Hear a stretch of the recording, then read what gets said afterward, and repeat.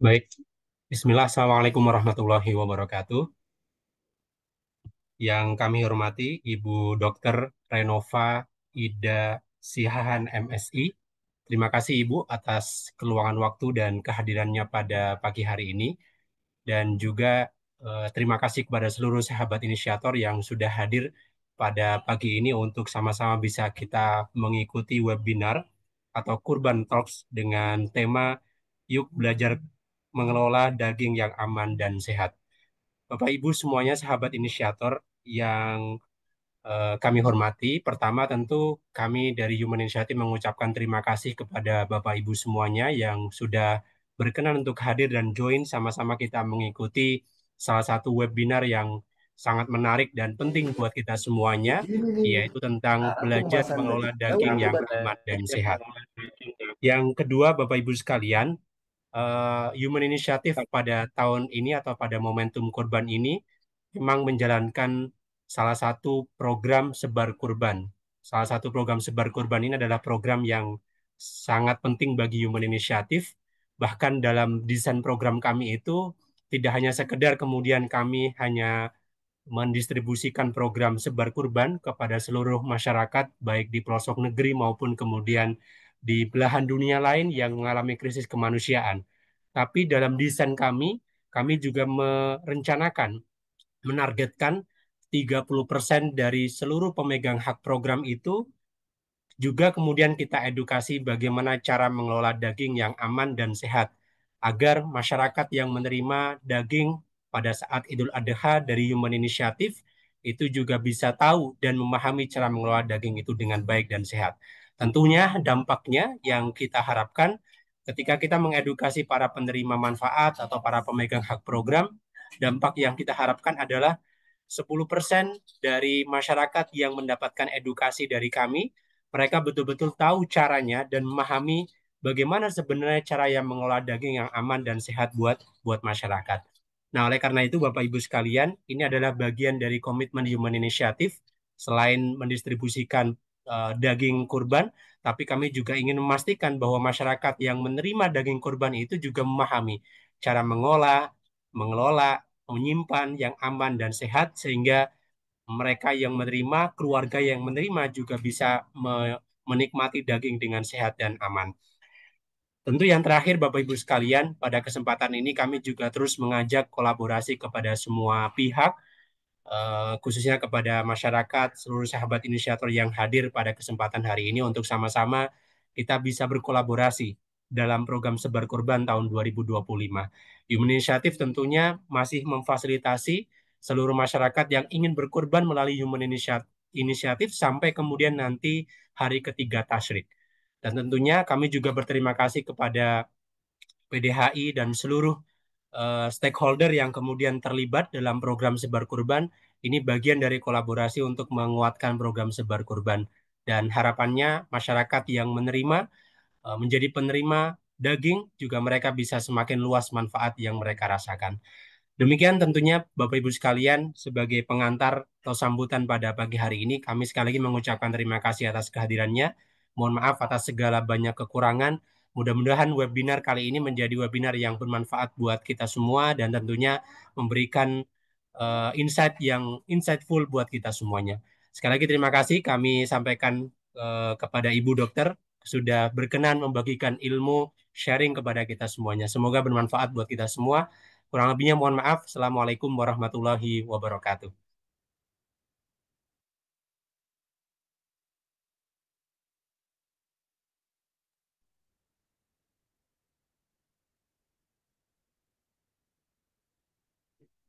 Baik, kita akan masuk ke agenda selanjutnya yang merupakan inti acara nih dari kegiatan kita pada hari ini.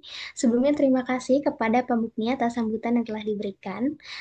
Eh, Acara hari ini yaitu Kurban Talks dengan judul Yuk Belajar Mengelola Daging yang Aman dan Sehat bersama Dr. Renova Ida Siahan MSI selaku Ketua Asosiasi Kesehatan Masyarakat Veteriner Indonesia. Selanjutnya kepada beliau kami persilahkan.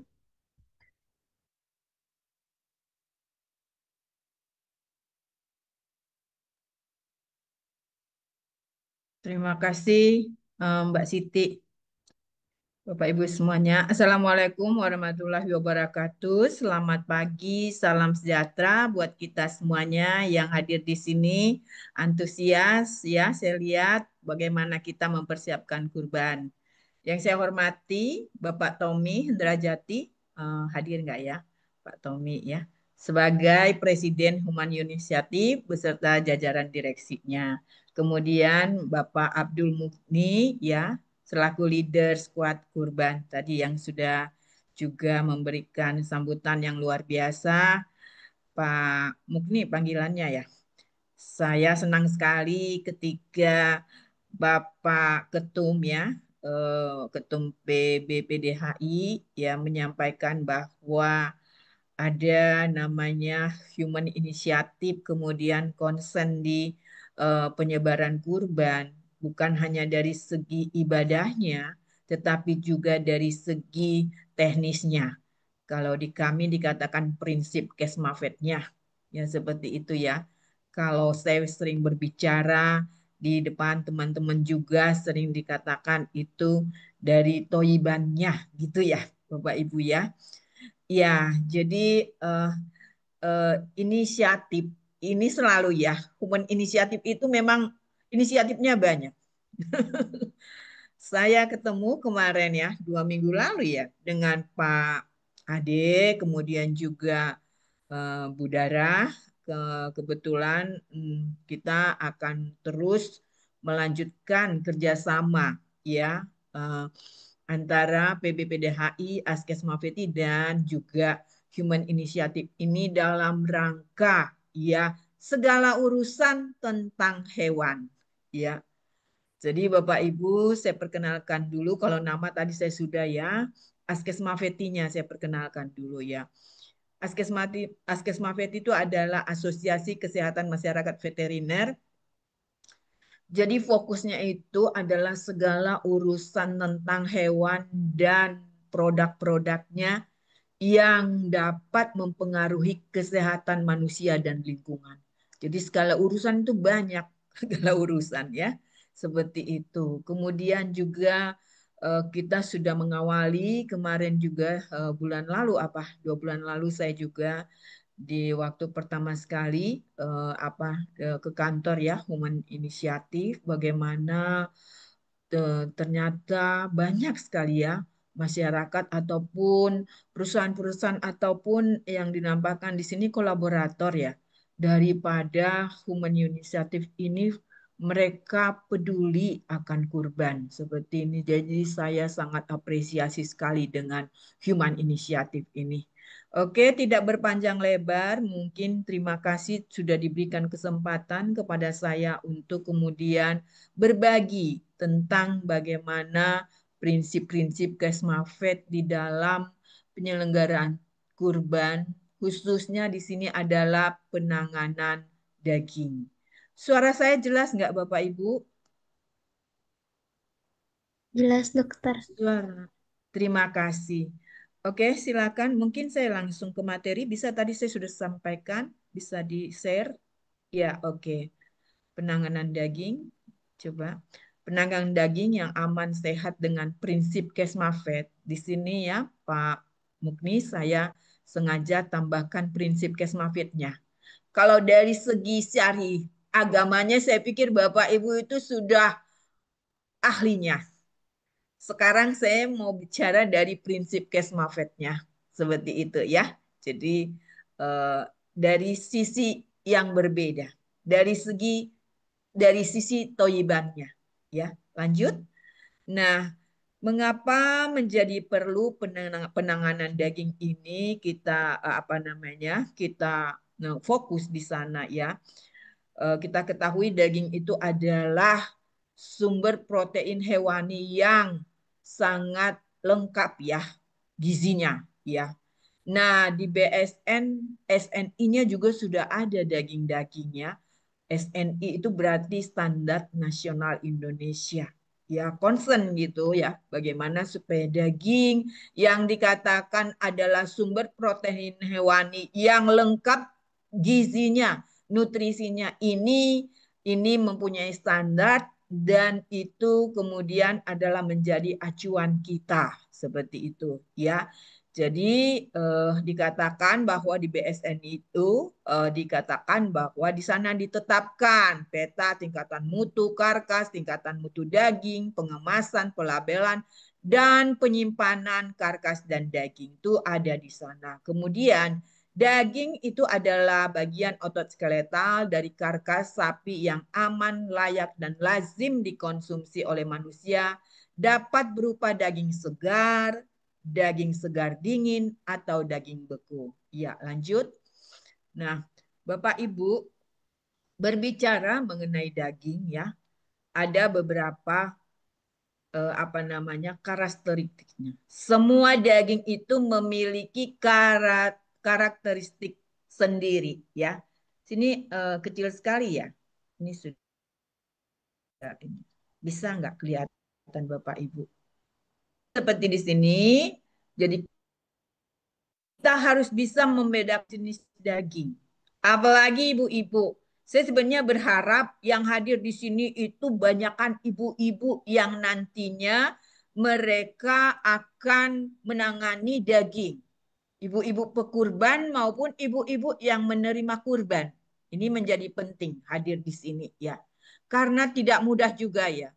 Biarpun daging itu biasa kita mungkin lihat, biasa kita makan, tetapi ternyata dia harus memiliki teknis-teknis cara-cara penanganan sendiri. Nah, untuk mengenal daging, ibu-ibu pastinya udah tahu juga ya. Tapi ada hal-hal juga yang bisa kita pelajari dari karakteristik beberapa jenis daging. Ini saya tampilkan di sini ada daging sapi muda.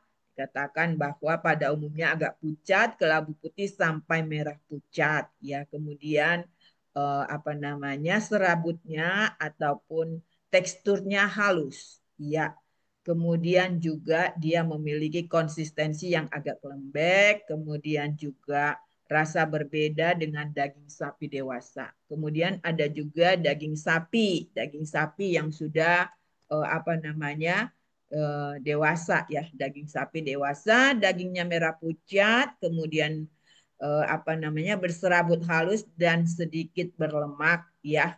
Jadi dia sedikit berlemak, kemudian konsistensinya lihat dan dia juga baunya khas ya. Setiap daging sebenarnya memiliki bau yang khas ya Bapak Ibu ya. Baunya khas dari setiap daging tersebut. Jadi apalagi yang namanya misalnya daging kambing, daging domba itu baunya khas tersendiri ya. Bau brangusnya seperti itu. Ada bau apa namanya? Bau khususnya seperti itu ya. Nah, jadi Bapak ini Ibu ini beberapa contoh-contoh bagaimana kita bisa membedakan jenis daging. Nah, kalau di kurban biasanya ya kalau di Indonesia itu sapi, kemudian kerbau, kemudian kambing, kemudian domba. Nah, ini kita harus bisa bedakan ya.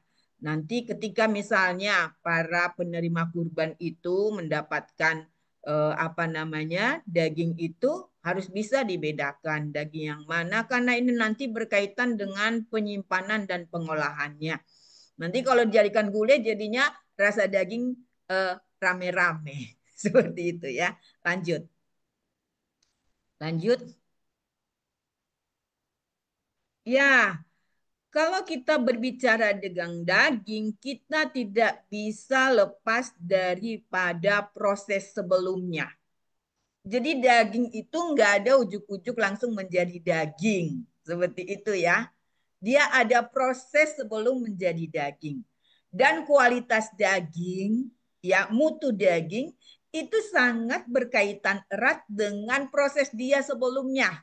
Bahkan sebenarnya di prinsip Kesmafed itu ada yang dikatakan safe from farm to table. Ya, aman mulai dari peternakan, kemudian juga RPH atau tempat pemotongan, kemudian juga pendistribusian, penyimpanan sampai ke table. Berarti kita makan, kita siap makan. Itu harus aman, itu prinsipnya. Safe from farm to table. Nah, di dalam penyelenggaraan kurban, ya sesuai dengan Permentan diperbolehkan memotong hewan kurban di luar RPH apabila di daerah tersebut tidak terdapat RPH atau kapasitas RPH-nya tidak memadai seperti itu. Jadi bisa dilakukan di masjid-masjid, bisa dilakukan di sekolah, bisa dilakukan di kantor-kantor seperti itu. Tetapi tetap harus memperhatikan prinsip kesmafetnya. Ya, Bapak Ibu, kita tidak memindahkan RPH ke halaman masjid atau tetapi prinsip-prinsipnya itu bisa berjalan dengan baik sehingga yang namanya tadi safe from farm to table itu juga berlaku pada waktu hajatan besar atau pada waktu ibadah kurban. Ini yang diharapkan seperti itu ya. Nah, kita lihat ketika kita menyelenggarakan hewan kurban, panitia hewan kurban, maka akan ada penerimaan penampungan hewan. Dipastikan ini tidak ada yang sakit dan stres. Kemudian ada tempat penyembelihan yang terpisah tersendiri yang tidak dilihat ataupun tidak bisa dilihat oleh hewan yang masih hidup apabila hewannya disembeli. Dan dipastikan darah itu ini darah keluar sempurna ya. Kalau tidak keluar sempurna akan menjadi stres dan juga akan berdampak kepada kualitas daging. Jadi sakit, stres, kemudian darah yang tidak keluar sempurna ya. Jadi kalau hewan tidak disembelih dengan sempurna, kemudian dia tidak digantung, kemudian darahnya tidak keluar sempurna, itu juga ada dampaknya kepada mutu daging. Ya, seperti itu. Daging akan cepat busuk. Nah, kemudian di dalam penanganan daging apalagi ya, pencacahan di bawah sebenarnya tidak diharapkan ada. Kalau bisa itu pencacahannya di atas meja ya, tapi kalaupun di atas terpal itu tidak bisa kaki ketemu kepada daging. Kalau bisa kakinya itu ada seperti bungkusnya, ada sekarang plastik ya, namanya cover kaki lah ya seperti itu ya. Kemudian jeroan juga jangan sampai bersentuhan dengan daging seperti itu ya. Jadi yang merah-merah ini adalah ya hal-hal yang bisa terjadi, ya beberapa hal yang bisa terjadi mempengaruhi kualitas daging seperti itu ya. Daging dan jeroan disatukan, itu juga mempengaruhi kualitas daging. Jeroan itu kan sumber daripada jeroan itu kan seperti misalnya perutan atau apa itu kan sumber daripada juga bakteri atau kotoran-kotoran ya. Nah, itu. Kita pengen daging yang kemudian dihasilkan dari pemotongan di masjid-masjid, di halaman-halaman, di kantor-kantor ini berkualitas dengan baik. Makanya penanganan daging nggak bisa hanya ketika sampai di rumah atau ketika sampai daging itu di pekurban ataupun di para mustahik ya disebutin seperti itu ya. Tetapi itu adalah berawal dari mulai penyelenggaraan pemotongan hewan kurban. Ya, terima kasih kemarin Bapak Ibu antusias ya. Sabtu lalu saya juga dan PDHI dan FKH UGM juga melakukan khusus untuk terkait pengawasan pemotongan hewan kurban dan ada hampir 50 orang ya yang hadir dari Human Initiative. Ini menunjukkan bahwa Bapak Ibu juga sangat peduli dengan yang namanya kesehatan hewan, kesehatan masyarakat veteriner, dan juga prinsip-prinsip Kesmafet yang akan diterapkan di proses penyelenggaraan kurban. Silakan lanjut. Ya, jadi ya tujuan daripada semua tadi proses-proses itu adalah daging asuh. Jadi ini udah aturan nasional ya Bapak Ibu Indonesia. Jadi tujuan daripada proses pemotongan hewan kurban, baik itu dilakukan di luar RPH, itulah dagingnya asuh. Asuh itu apa? Jadi sehingga Bapak Ibu biasa dengan asuh ya, seperti itu. Aman, tidak mengandung bahaya biologis, kimia, dan fisik atau bahan-bahan yang dapat mengganggu kesehatan manusia. Sehat, mengandung bahan-bahan nutrisi yang dapat menyehatkan manusia baik untuk kesehatan. Utuh, tidak dikurangi atau dicampur dengan bahan lain. Halal, disembelih dan atau ditangani sesuai syariat agama Islam. Ini adalah sudah prinsip daging asuh ya. Kemana-mana kita kalau pergi itu kita berharap daging-daging bahkan yang dijual itu adalah asuh, yaitu sudah melalui pemotongan yang benar menerapkan prinsip sanitasi hygiene ataupun prinsip-prinsip Kesmafed. Lanjut, lanjut, silakan.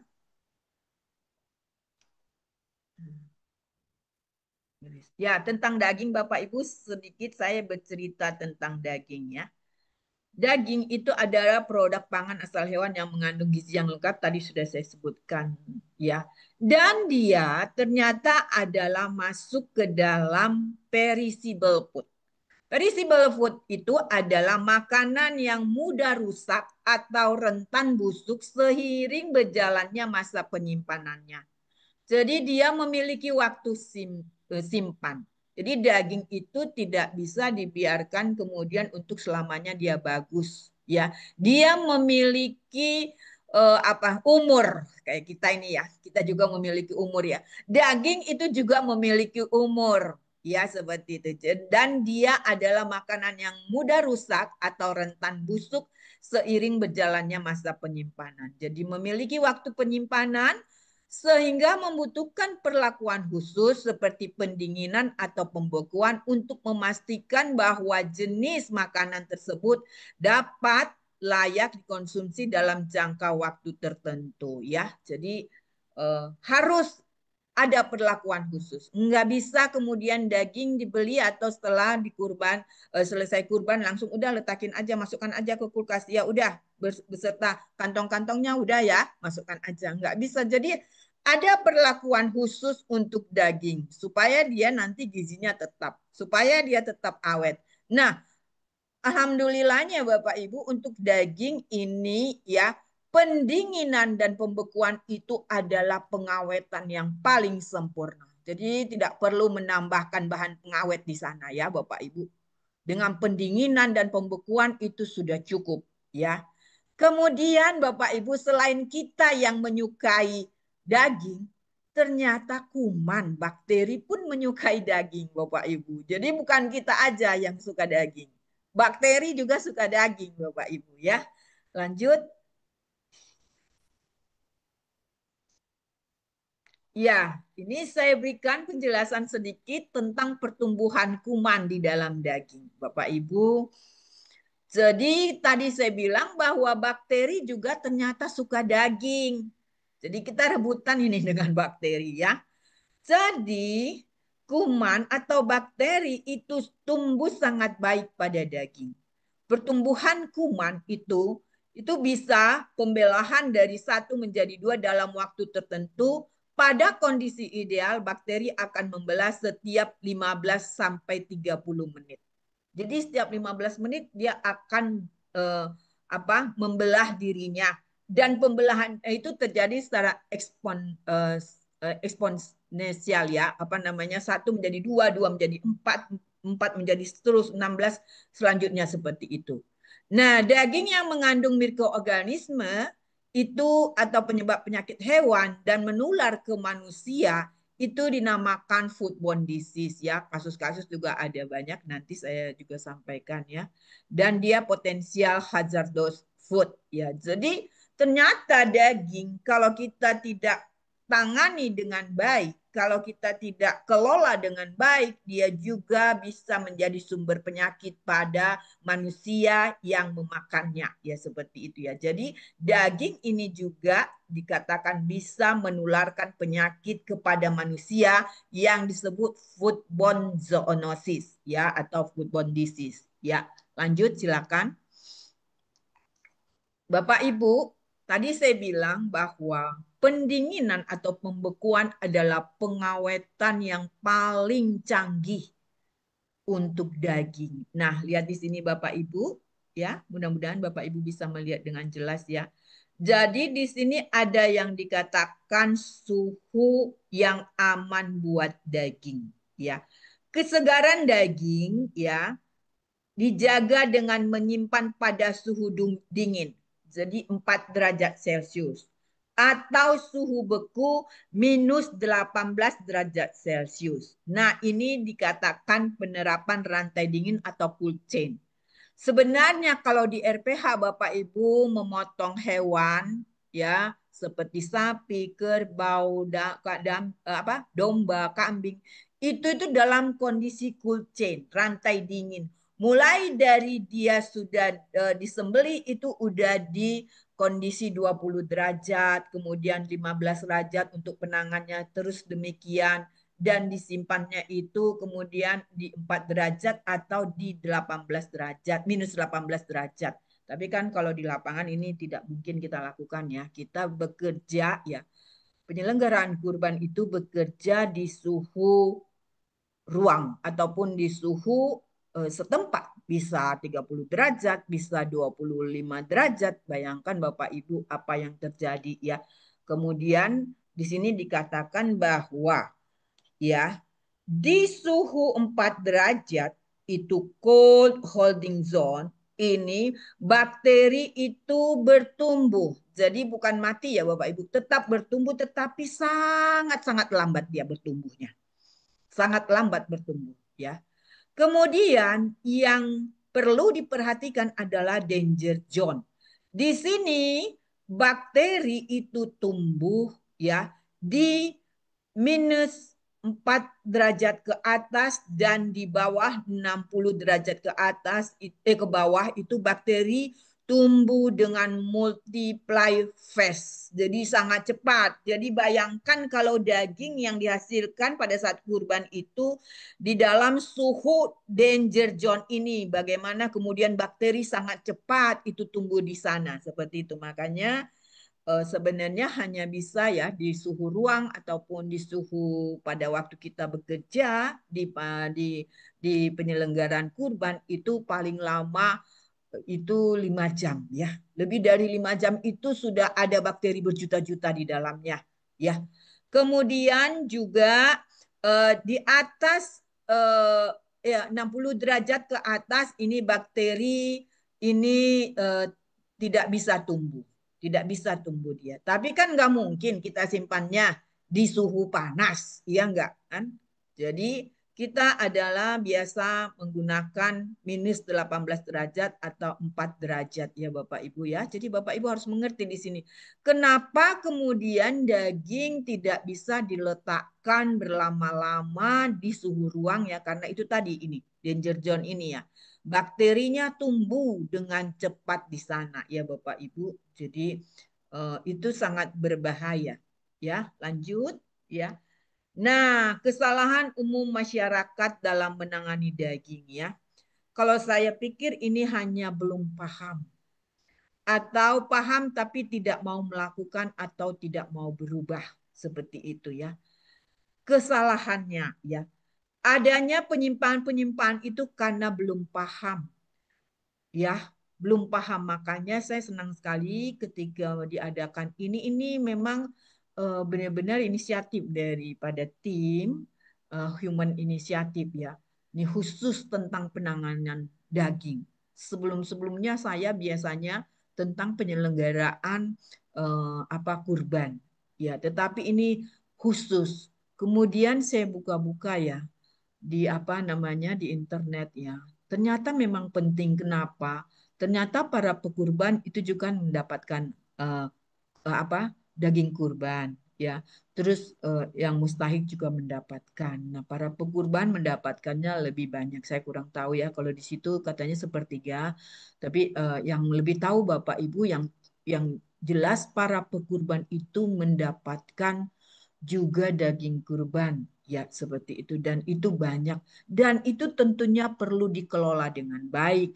Perlu ditangani dengan baik. Supaya apa? Supaya daging ini kemudian tidak berkurang gizinya.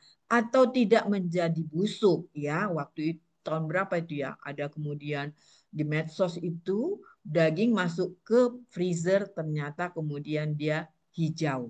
Ya, seperti itu. Ternyata waktu dimasukkan itu sudah busuk Bapak Ibu.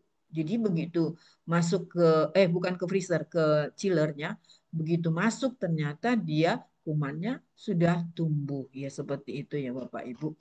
Nah, Bapak Ibu, jadi ada beberapa penyimpangan produk hewan, ya termasuk di sini adalah daging, pemalsuan produk hewan, penggunaan bahan tambahan pangan yang dilarang, tidak diproduksi sesuai standar higienis sanitasi. Ini yang paling penting sebenarnya. Tidak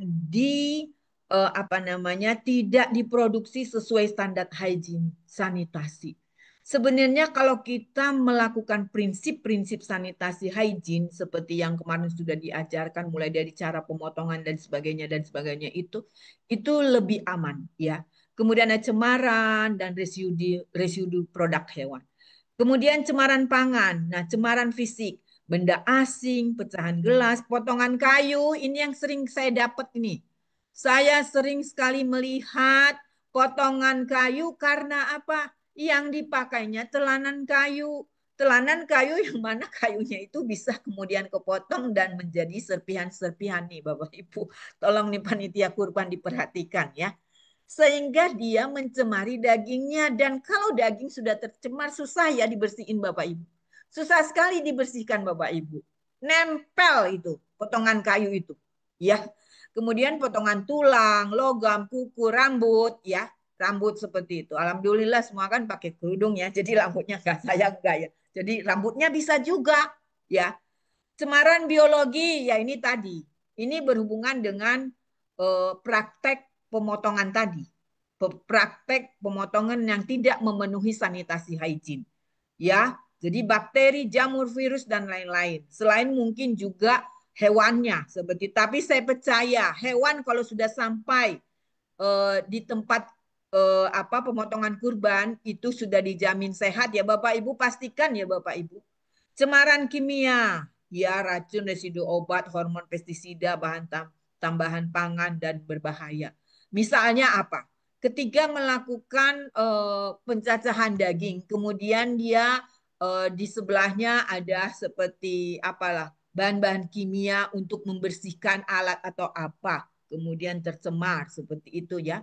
Nah, itu Bapak Ibu ya, kesalahan-kesalahan banyak sih, kesalahan-kesalahan yang sering terjadi, bisa sengaja maupun tidak sengaja Bapak Ibu. Jadi harus dipastikan ketika kita menangani daging, hal-hal seperti ini tidak terjadi Bapak Ibu. Ya makanya kalau di RPH ataupun di unit-unit daging itu sangat ketat sekali ya. Semuanya itu harus pakai juga kepalanya itu dibungkus ya. Tapi kalau nggak bisa pakai ini apa giwang, cincin dan sebagainya gitu ya Bapak Ibu. Ya lanjut, apa yang boleh dan yang tidak boleh dilakukan terhadap daging mentah ya. Ini beberapa saya sampaikan di sini. Boleh ya, ini kita langsung bicara daging kurban.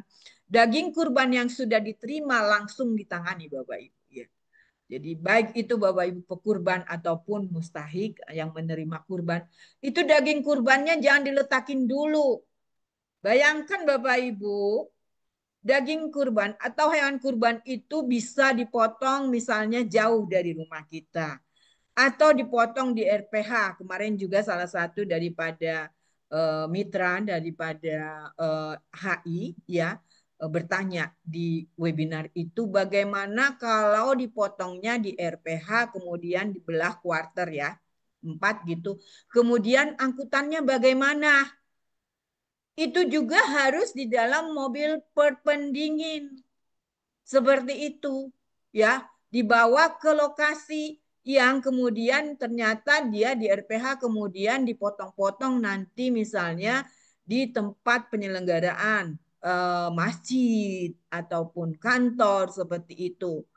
Sebaiknya sih diselesaikan di RPH kalau bisa ya gitu ya, diselesaikan di RPH sampai pencacahan sampai pengemasannya. Kalau di Jakarta itu Dharma Jaya itu mereka sudah ada sampai ke jadi jasa sampai ke pembagian pengemasan untuk penerima kurban itu mereka sudah lakukan sehingga daging yang didistribusikan itu terjamin dia aman, sehat, utuh, dan halal. Seperti itu ya. Jadi, nah kalau misalnya ternyata memang tidak bisa di RPH, kemudian dagingnya itu dibawa ke tempat tempat penyelenggaraan ya, tempat panitia kurban ataupun masjid, sekolah ataupun apa itu kantor dan sebagainya.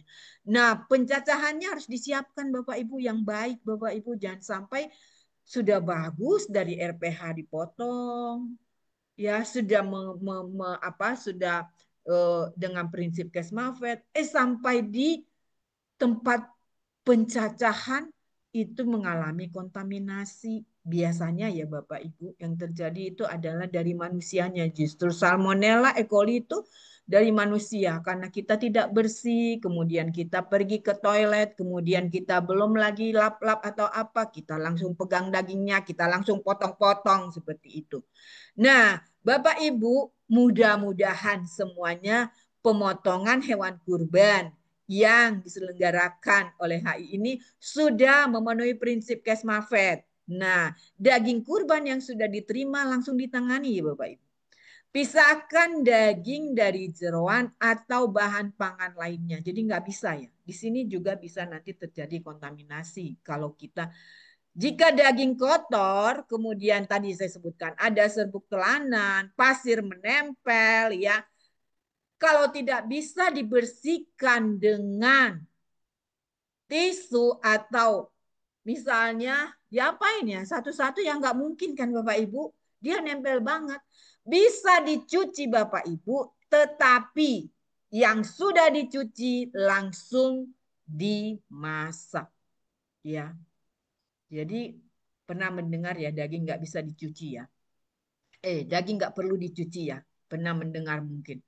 Daging yang dibeli, diproduksi oleh RPH, dan pemotongan-pemotongan yang sudah menerapkan prinsip sanitasi hygiene, nggak perlu dicuci, itu sudah aman. Langsung aja itu dipotong-potong, kemudian langsung dibagi sesuai kebutuhan, dikemas, masukkan ke kulkas bisa atau langsung dimasak.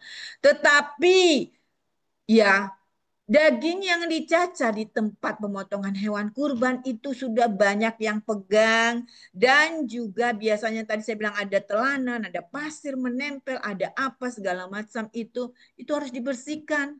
Itu harus dicuci. Nah, untuk kemudian tidak mencuci semuanya misalnya kalau dapatnya besar, kalau nanti pekurban kan dapatnya ya besar ya seperti itu kan. Nah, itu bisa diseset dulu. Biasa ini kalau di mana itu? Di swalayan ya, di meat shop ya. Biasanya set daging itu ya. Diseset yang kotornya diseset dengan pisau tajam tentunya ya. Supaya yang kotor itu langsung. Nah, yang kotor itu bisa kemudian dicuci. Nah, yang tadi benar-benar udah bersih, ya, itu bisa diperlakukan, dipotong-potong dan sebagainya. Yang udah dicuci bersih, dan ini tidak bisa lagi dimasukkan ke kulkas. Ini langsung aja digulai, diapain? Direndang, ya, di sop, atau diapain. Langsung kalau kita sudah mencuci daging. Karena sebenarnya daging tidak perlu dicuci. Kenapa? Ketika kita mencuci daging, ya, itu adalah pertama, air itu bisa juga menjadi sumber pencemaran. Yang kedua, air itu masuk sampai ke daging, itu akan menyebabkan satu teksturnya akan rusak atau mungkin juga bisa menjadi sumber kontaminasi. Di situ ya Bapak Ibu. Nah, ini disebutkan pisahkan jika daging kotor ada serbuk, kemudian itu dibersihkan atau dicuci, jangan semuanya dicuci, diseset dulu ya. Jika daging bersih, potong-potong dan kemas sesuai kebutuhan, simpan di dalam freezer ya, simpan di dalam freezer. Freezer pada umumnya itu minus 18 derajat ya. Seperti itu ya. Nah, tidak boleh apa memasukkan daging langsung ke freezer. Jadi datang nih, belum ditangani, dibungkus lagi ya, dibungkus kemudian langsung dimasukkan ke kulkas. Ah, belum masak sekarang, ah, masukkan aja lah ke freezer tek gitu. Ya sudah, siap-siap aja Bapak Ibu, kumannya itu ya, dia akan berkembang dan cepat busuk ya. Biasanya Bapak Ibu gini, kalau di pembekuan ya Bapak Ibu sebenarnya ada blast freezer. Blast freezer ini adalah di blast dulu dia. Jadi divakum dulu dia, baru dia dimasukkan ke freezer. Itu nanti akan menyebabkan apa namanya si daging ini ketika disimpan dia akan bagus seperti itu. Ya, tapi kita kan nggak punya ya seperti itu ya. Jadi nggak bisa kita belum dia apa-apain ini daging. Bisa aja ya Bapak Ibu, saya berharap ya panitia itu sudah mungkin menyiapkan dagingnya itu dalam bentuk yang sudah terpisah antara daging sapi, terus daging apa? Daging domba atau kambing, daging kerbau itu terpisah-pisah. Kemudian juga jeroannya terpisah-pisah, ya, terpisah gitu loh. Dan itu di dalam kemasan yang bagus seperti itu ya. Saya berharap seperti itu, tetapi enggak semua pastinya Bapak Ibu yang melakukan hal-hal seperti ini. Dimasukkan aja itu semuanya Bapak Ibu ke dalam kantong. Ya, kemudian ketika dimasukkan ke dalam kantong, itu bercampur aduk di sana Bapak Ibu bayangkan kalau udah seperti itu udah langsung direbus aja lah Bapak Ibu. Jadi jangan ditunggu-tunggu lagi ya. Langsung direbus ya. Karena kalau di suhu 60 derajat sampai ke atas kan itu bakteri semua mati ya. Kecuali ada bakteri ya, bakteri antrak ya Bapak Ibu. Makanya saya bilang jangan pastikan hewan yang sudah sampai ke tempat pemotongan hewan kurban itu sehat ya. Membiarkan daging di suhu ruang lebih dari 4 jam ini atau 5 jam, ada yang mengatakan seperti itu, dia akan kemudian apa namanya seperti yang tadi terjadi pertumbuhan kuman dan juga bakteri-bakteri ya. Mencuci daging dan memasukkan dalam freezer. Ini tidak disarankan ya, tidak boleh Bapak Ibu. Kalau sudah dicuci itu harus langsung dimasak. Memasukkan daging dalam keadaan utuh besar ke freezer. Ini nggak boleh ya dilakukan ini seperti itu ya. Lanjut, ini ada sedikit pengetahuan tentang apa namanya panduan atau tadi saya katakan bahwa daging itu ada umurnya. Jadi dia itu nggak selamanya awet ya karena dia ada perishable food yaitu makanan yang cepat rusak, bahan yang cepat rusak ya seperti itu dan di dalam Kesmafed dia bisa juga menjadi sumber penyakit foodborne disease misalnya seperti itu. Nah, panduannya ini ya Bapak Ibu di dalam 0 sampai 5 derajat Celcius itu masa simpan daging ini daging segar ya Bapak Ibu itu 3 sampai 7 hari. Dengan catatan tadi ya Bapak Ibu dagingnya harus bersih. Kemudian masa simpan dalam freezer masa simpan 3 sampai 6 bulan. Ya, seperti itu ya. Nah, kalau dia dipotong dengan cara di RPH, ya apalagi RPH-nya sudah memiliki nomor kontrol veteriner, artinya dia sudah menerapkan prinsip sanitasi, hygiene, konsisten, ini mungkin bisa ya Bapak Ibu. Tapi kalau daging kurban saya tidak berharap Bapak Ibu itu simpan sampai 3 sampai 6 bulan. Ya, cepet-cepet aja lah dimakan dibagi ya bagi ke tetangga, bagi ke saudara-saudara gitu ya. Seperti itu. Dan kayaknya memang nggak harus disimpan ya. Seperti itu ya. Namun ini perlu Bapak Ibu ketahui karena ini juga berlaku untuk daging yang juga bukan daging kurban ya Bapak Ibu. Nah, cara penyimpanan agar awet dan tahan lama tadi tetap pisahkan ini ya. Kemudian potong sesuai kebutuhan ini dan kemas ya Bapak Ibu. Nanti ada videonya ya Bapak Ibu. Kita akan tonton bagaimana cara kemudian menyiapkan daging buat dibagikan dan juga itu adalah sebenarnya sama untuk disimpan ya seperti itu ya. Bagaimana kemudian tidak dicampur dengan jeroan, tidak juga dicampur dengan yang lainnya seperti itu ya.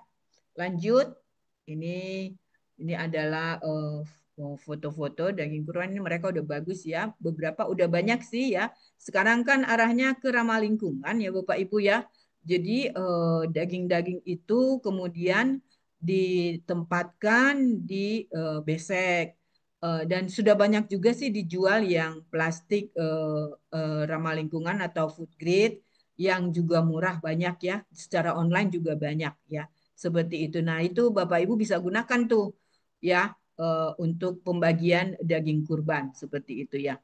Nah, ini saya mau ceritakan tentang keracunan pangan ya Bapak Ibu akibat daging ya.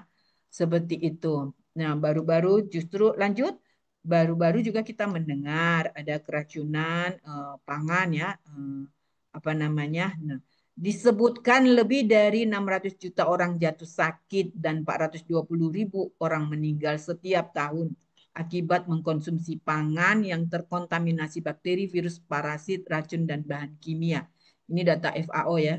Kemudian KLB keracunan pangan di Indonesia tahun 2021 berdampak pada 3.130 orang dengan tingkat kematian 0,48%. Ini data Kemenkes ya Bapak. Dan ada juga kerugian. 0,48% itu kan sedikit Bu Nova. Ini manusia Bapak Ibu. Ya, jadi bukan ngomong sedikit atau banyak. Ya, tingkat kematian 0,48% itu manusia Bapak Ibu. Jadi artinya dari penanganan daging yang nggak benar, kita bisa juga mengalami kematian. Seperti itu bisa mengalami sakit penyakit. Memang saat ini belum belum dilaporkan ya yang namanya tipes apa segala macam ya. Sebagian besar itu juga adalah dari makanan seperti itu ya.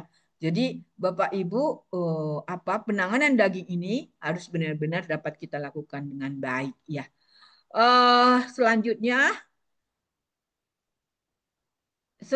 terima kasih. Semoga ilmu Kesmafet terutama ini ya. Saya senang ini membagikan Kesmafet supaya yaitu Bapak Ibu semakin mengerti. Bapak Ibu ketika menyelenggarakan pemotongan hewan kurban itu Bapak Ibu sedang melakukan prinsip Kesmafet. Jadi Bapak Ibu nanti nggak aneh lagi apa itu Kesmafet gitu kan? Kesehatan masyarakat veteriner yang fokusnya adalah penerapan sanitasi hygiene. Siapa yang melakukannya? Kesmafet ini.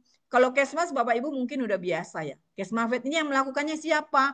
Ya pemerintah mengeluarkan kebijakan, juga melakukan, juga para stakeholder, juga kita ibu-ibu. Makanya tadi saya bilang sama Pak Ade, Pak Ade tolong hadirkan ibu-ibu yang akan menangani daging ini besok, saya gituin. Seperti itu. Apa harus tahu? Jadi nggak sembarangan di dalam kita mengelola daging. Nah, sebenarnya yang paling tepat adalah menangani daging ya. Makanya kalau internasional dikatakan itu handling meat ya. Jadi bukan mengelola. Mengelola itu seakan-akan kita ada bisnis di sana seperti itu. Tetapi menangani itu udah menjadi bahasa internasional yaitu handling meat ya, processing. Meat processing, handling meat gitu ya seperti itu. Food security di dalamnya food safety seperti itu ya. Jadi lebih tepatnya adalah penanganan daging kurban secara prinsip Kesmafet. Ya mungkin itu dari saya. Ada video itu saya siapkan, itu video dari Ditjen PKH. Mungkin bisa untuk membantu Bapak Ibu untuk mengerti cara penyiapan daripada daging kurban ya. Begini nih, Cara pengemasan daging hewan kurban yang baik dan benar. Pisahkan daging cacah sapi dengan daging kambing. Bungkusnya, gunakan plastik gula atau lembaran daun pisang.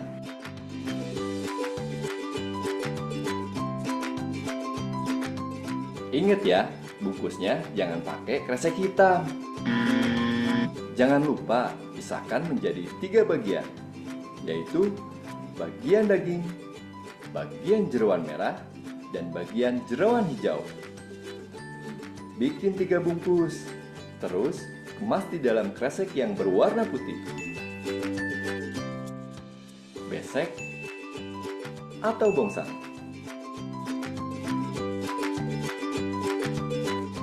Ayo, bersama kita jaga kesehatan di masa pandemi ini. Gunakan tata cara penanganan daging kurban yang baik dan benar supaya ibadah kurban kita aman dan sehat.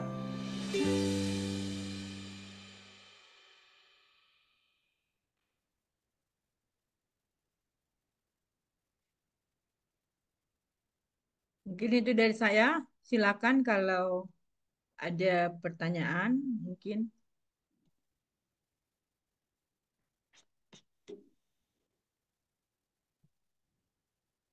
Baik, terima kasih Dokter Renova atas materinya yang sangat lengkap. Tadi kita sudah dibahas soal mulai dari jenis daging, alur penyembelihan, prinsip asuh, penyimpanan daging, dan juga kesalahan umum dalam menangani daging mentah hewan kurban gitu. Nah, untuk selanjutnya kita akan masuk ke sesi tanya jawab yang mungkin beberapa udah sangat antusias ya untuk bertanya. Ini sudah ada juga di kolom chat Zoom dari Budini. Apakah kira-kira Budini ingin on mic atau saya bacakan saja? Oke, mungkin saya izin membacakan ya dokter pertanyaan dari Budini. Jadi Budini bertanya, jika daging ditaruh di tin wall atau plastik box, lalu masih ada airnya, bagaimana penanganannya? Karena agak bau sehingga berkurang aroma dagingnya. Mungkin boleh langsung dijawab dokter. Terima kasih. Ya, oke. Jadi daging itu dibuat di plastik box ya. Jadi daging yang mau disimpan itu sebenarnya harus kita eh, agak keringkan dulu ya, bukan dikeringkan di panas matahari, bukan. Jangan ada airnya. Tadi saya bilang kan, justru air itulah sumber kontaminasinya. Agak bau sehingga berkurang aroma dagingnya. Kenapa agak bau? Karena dia sudah mengalami proses pembusukan. Pembusukan. Jadi air itu sumber kontaminasi. Jadi kalau menyimpan daging, makanya tadi dibilang jangan dicuci juga. Kalau dicuci itu langsung dimasak. Kalau dagingnya dicuci langsung dimasak. Ya, tapi kalau mau disimpan itu jangan kena air. Ya, jangan ada air apalagi ketika menyimpan di kantong plastik yang gula itu ya. Biasa kita kalau nyimpan ya, jangan di kantong plastik hitam tadi kan disebutin ya. Jangan di kantong plastik hitam, di kantong plastik yang gula. Ya, seperti itu. Tuh simpan di situ sekilo, ada juga yang ukuran 5 kiloan ya. Dan jangan terlampau banyak. Takutnya apa? Suhunya itu tidak sampai ke dalam. Lama ya, nanti bisa terjadi juga di sana pembusukan. Jadi pembekuannya lama ya, seperti itu bisa juga apa namanya ditaruh dulu di chiller ya, seperti itu kan. Nah, Bapak Ibu, ini dikatakan daging ditaruh di plastik box terus masih ada airnya. Ini nggak boleh. Nggak boleh ada airnya. Ya, coba disaring dulu gitu loh. Sebaiknya sih tidak boleh ada airnya. Ini berarti dagingnya dicuci. Nah, dari dicuci itu tadi dia airnya udah masuk tuh ke teksturnya itu, ke dalam daging.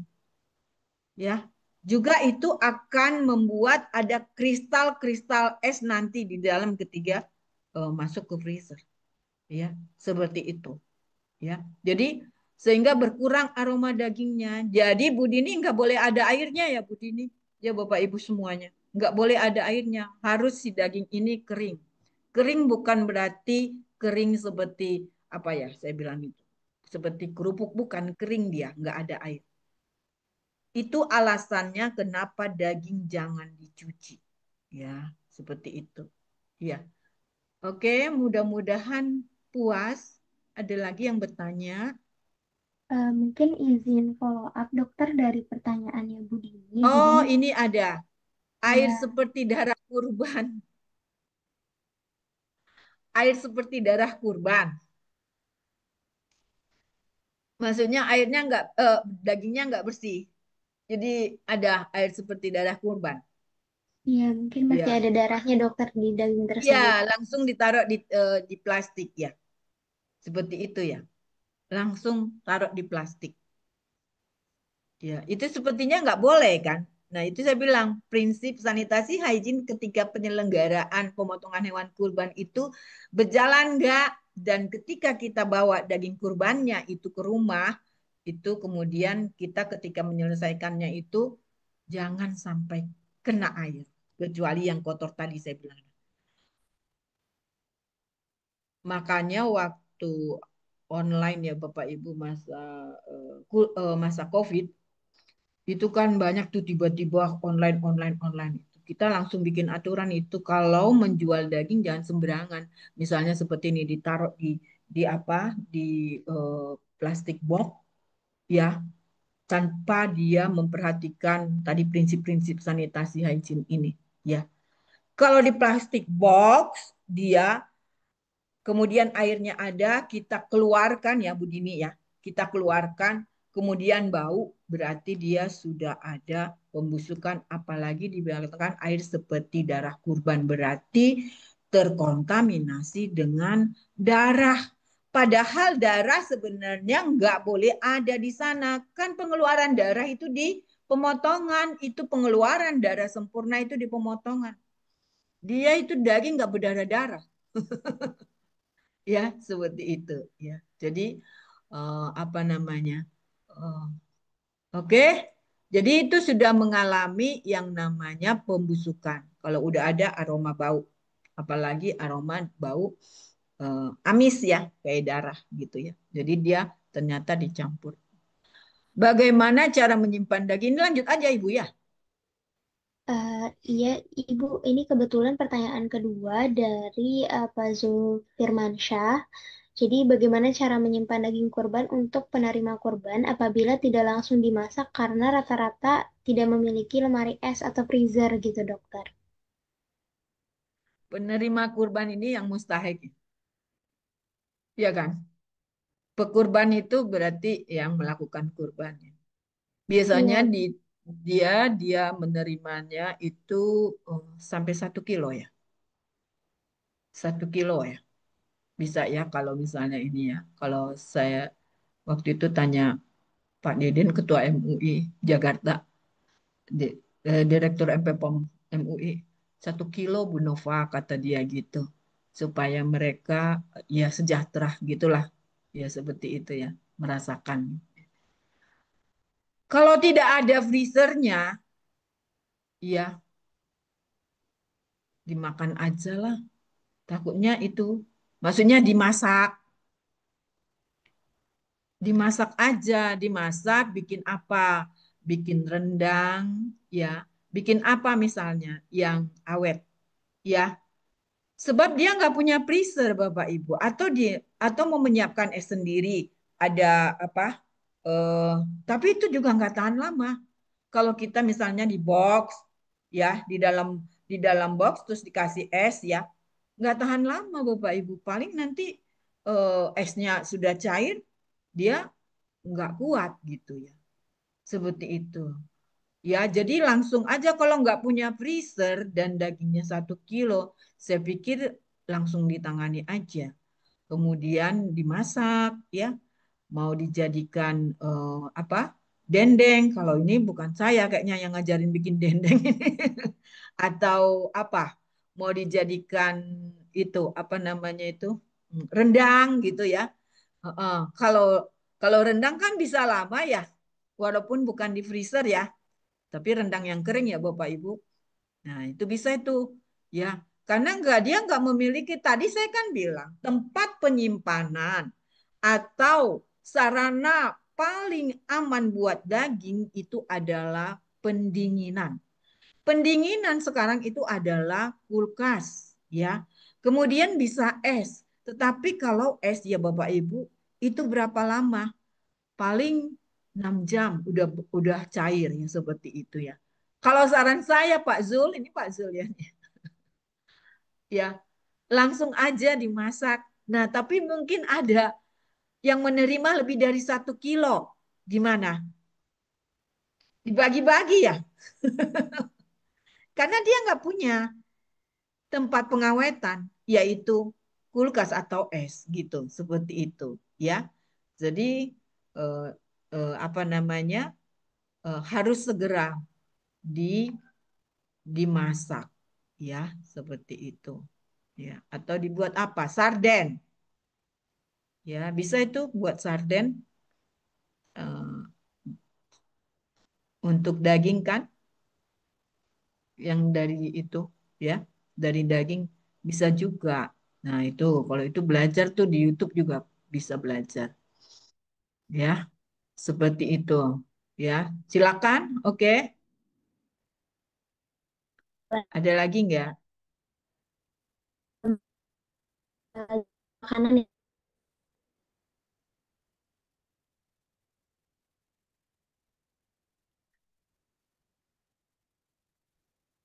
Suaranya hilang, Mbak Siti.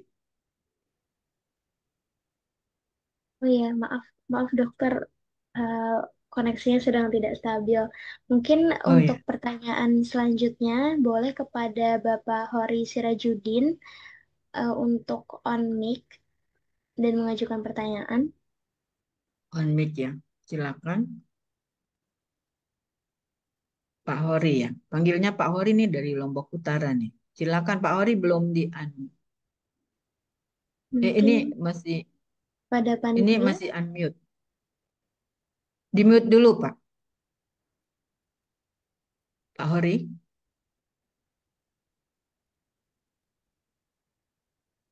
mungkin kepada panitia mohon dibantu untuk unmute. unmute ya. Silakan Pak Hori. Tadi saya melihat ada dari Puskeswan atau Puskesmas ya.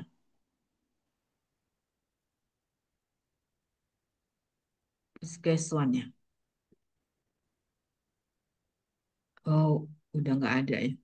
Mungkin Pak Hori ingin bertanya melalui, oh udah bisa. Oke, Halo, Pak Hori sudah. Ya, halo, silakan sudah Pak bisa? Hori. Halo, Ya, sudah Assalamualaikum. kedengaran bagus suaranya. Waalaikumsalam. Selamat siang, Bu Dokter. Ini perkenalkan Ya, dari selamat Lombok siang. Utara, NTB. Ya, oke. Ya, Ya. silakan. Di sini sudah waktu sholat zuhur.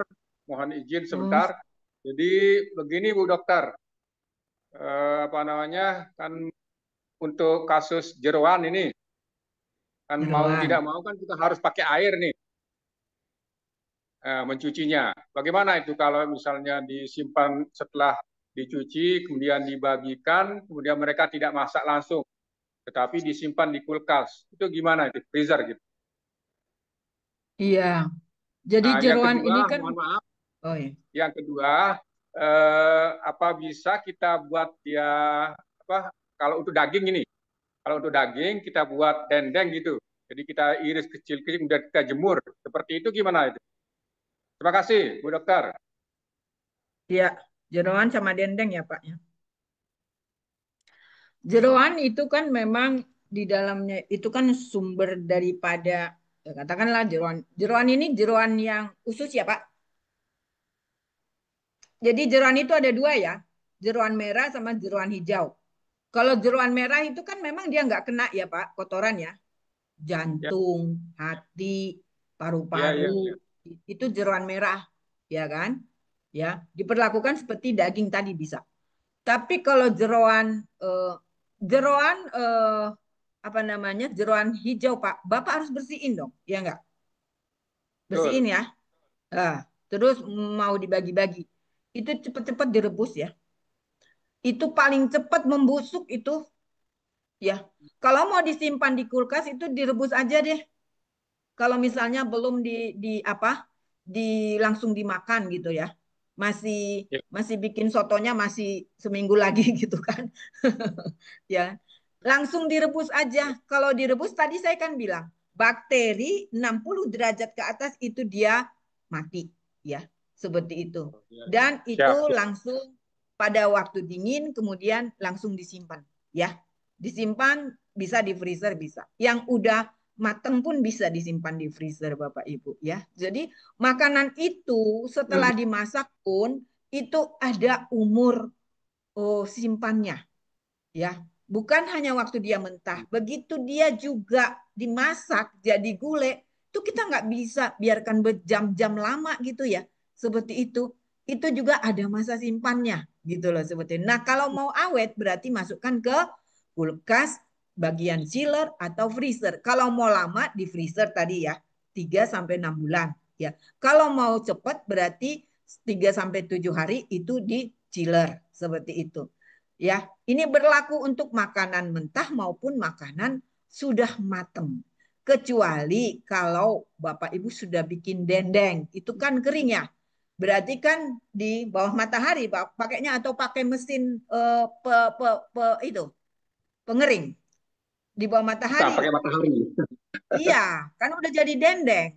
Karena kalau dendeng itu dia tahan ya, seperti itu ya. Nggak usah masukkan di freezer kan, seperti itu. Justru disarankan memang kalau belum bisa dimasak kemudian, kalau belum bisa dimakan, belum ya waktunya dimakan, dan itu masih apa namanya eh, untuk beberapa lama, itu disarankannya itu dan tidak memiliki kulkas apalagi di Lombok Utara mungkin atau saya yakin ya sebar kurbannya katanya kan juga ke tempat-tempat yang apa namanya Pelosok-pelosok. yang ya gitu ya ya udah jadi berarti kan dia harus dibuat apa dendeng seperti itu ya jadi supaya dia kuat ya jadi supaya dia bertahan gitu karena di sana nggak ada kulkas ya terus Ya. es juga mungkin susah kan Pak es banyak nggak. Jarang juga es ya. Jarang juga es ya. Sayang nanti kalau udah dibagi kurbannya ternyata akhirnya dagingnya busuk seperti itu ya. Jadi prinsip yang tadi yang apa tuh bisa masuk ke paparannya lagi nggak?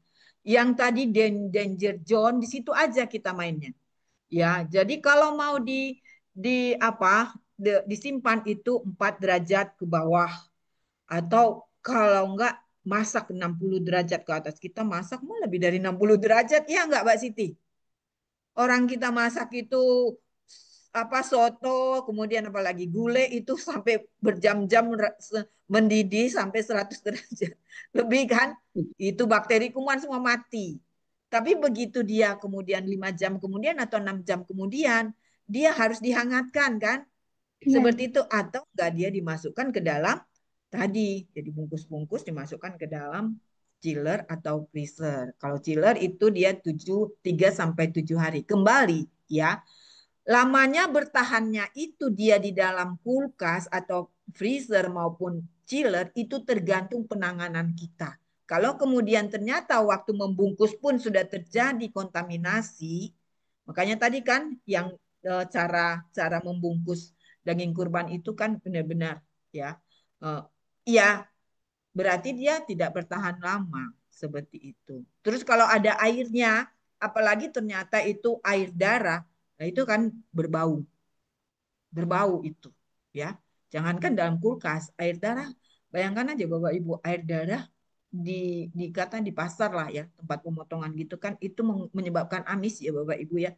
Dan itu nggak bisa habis, baunya nggak bisa hilang cepat gitu, lama gitu kan. Nah, makanya uh, diusahakan daging jeroan jeroan merah ini tidak kena air. Kemudian kalau jeroan hijau memang harus dibagi itu dibersihkan dan apa diberitahu untuk segera aja dimasak ya. Masak baru disimpan. Disimpannya itu mau di dalam apa itu namanya plastik plastik gula misalnya sekilo sekilo gitu ya jangan ada udaranya ya disimpannya ya jangan juga ada airnya ya disimpan itu tahan lama. Seperti itu ya. Gimana Pak Hori? Ya, terima kasih Bu Cukup. Dokter. Cukup. Ini ibu-ibu dulu yang bertanya. Ini ibu-ibu yang besok mau menangani daging ada nggak? Bu Iya, Dokter, saya izin ini udah zuhur di Lombok Utara. Makasih Pak Hori. Terima kasih. iya, Oke. Assalamualaikum. Waalaikumsalam. Waalaikumsalam. Mungkin saya izin bertanya lanjutan pertanyaan ya Bu Dokter dari kolom chat ada dari Bu Novianti bertanya terkait pemotongan hewan kurban. Bagaimana sebaiknya penanganan limbah seperti darah hewan pada saat penyembelihan? Sebaiknya dibuang atau dikelola seperti apa agar tidak mencemari lingkungan? Oke. Ya, jadi kan pasti ada darah ya. Makanya di dalam apa tuh? Di kawasan di area ya, di area pemotongan hewan kurban itu harus disiapkan lubang darah. Ya, waktu dia disembelih itu semua darah ke sana ya. Dan itu nanti dikubur. Dikubur ya. Kan nggak bisa kan? Marus kan nggak bisa ya. Ya, dimakan ya. Itu ya. Jadi di dikubur di sana seperti itu, lubang darah, lubang darah. Ya, jadi siapkan lubang darahnya. Jadi si hewannya pun itu dipotong persis di situ. Darahnya langsung ngocor di situ ya. Seperti itu ya. Kadang-kadang juga ketika dia digantung ya seperti itu ada juga darah itu dibersihkan semua masuk ke dalam lubang darah semuanya Bapak Ibu. Itu tidak akan mencemari lingkungan. Kalau Bapak Ibu tidak membuat lubang darah, kemudian masuk ke selokan, itu tercemar lingkungan kita Bapak Ibu. Masih terjadi juga sih kadang-kadang seperti itu. Jadi tercemar kemana-mana gitu. Ya, itu mencemari selokan. Ya, kemudian juga apalagi tadi? Untuk penanganannya agar tidak mencemari seperti apa, Dokter? Itu tadi kan bikin lubang dada. Nah, kalau di Jakarta sudah kerjasama beberapa tempat pemotongan hewan kurban itu kerjasama dengan dinas kebersihan mereka. Kemudian disiapkan tempat, nanti darahnya itu kemudian apa diolah ya, mungkin jadi pupuk kali ya. Tapi Hmm. enggak mencemari lingkungan di sana. Ada beberapa yang seperti itu, tapi terbatas juga kan dinas kebersihan juga ya. Dan satu-satunya adalah kalau di luar daerah, saya pikir lahannya masih masih luas ya. Kalau di luar daerah ya. Nah itu harus dia ditanam, jangan dibuang aja gitu di tempat sampah juga itu mencemari juga ya mencemari lingkungan ya seperti itu. Jadi langsung ditanam.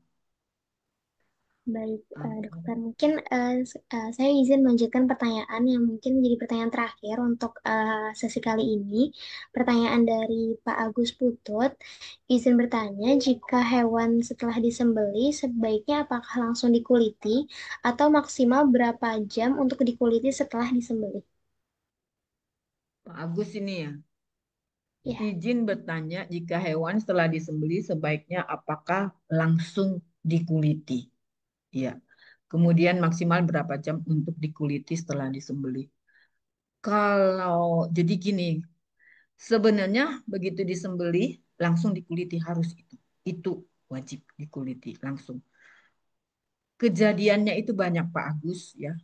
Jadi itu orangnya kurang, orang yang kerjanya, ya timnya itu kurang. Jadi itu disembeli, sembeli ditumpukin, ya ditumpukin apa namanya, eh, apalagi nih kambing ya, kambing ditumpukin gitu sampai banyak. Itu berarti pengeluaran darah waktu dia digantung itu kan pengeluaran darah ada juga kan. Itu dia nggak sempurna. Satu. Kemudian itu bisa terjadi pembusukan.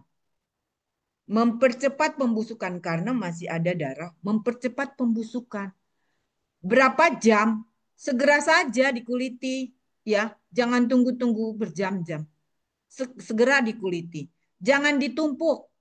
Ya, ditumpuk terus apalagi enggak nggak tak terus yang dikuliti yang di atas, yang di bawah udah tambah kelamaan ya Bapak Ibu. Pernah kita sering sering juga kita menegur mereka, Bapak tolong nih, ya yang terjadi adalah kurang ternyata petugasnya. Ya sudah, disesuaikan aja iramanya petugas yang ini sama ini. Jangan sampai nanti ini bertumpuk-tumpuk. Seperti itu ya. Jadi ketika terjadi penumpukan itu juga terjadi proses tadi bakteri kan. Bakteri itu senang sama daging ya, dan darah itu mempercepat proses pembusukan. Pembusukan ini kan oleh bakteri ya Bapak Ibu ya.